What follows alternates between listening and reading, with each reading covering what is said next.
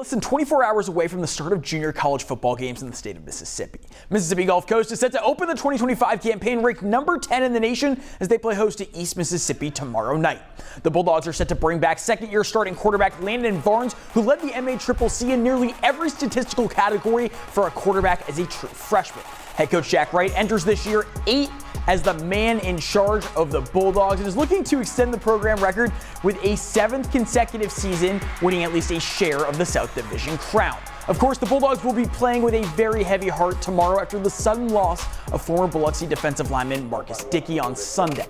Jack Wright and Landon Barnes addressed the team morale, but also spoke about the goal for the upcoming season.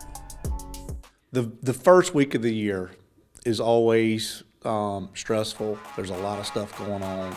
You're being pulled in a lot of directions to begin with. But it kind of, when a tragedy strikes, it kind of puts all that in perspective. And it kind of makes you realize what's important, which is these players, managing their growth and their maturity, and just making sure they handle it the right way as adults.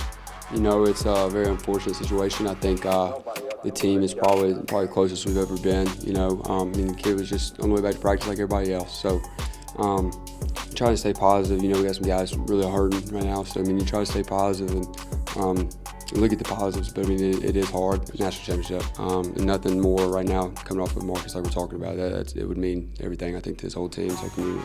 I hate to see just too centered on it, but at Mississippi Gulf Coast, we expect to win the first game, we expect to win the last game, and we expect to win every game in the middle.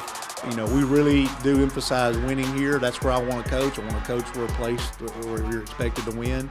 Our players chose Gulf Coast because they wanted to win. They expect to win. So really, we expect to win every game.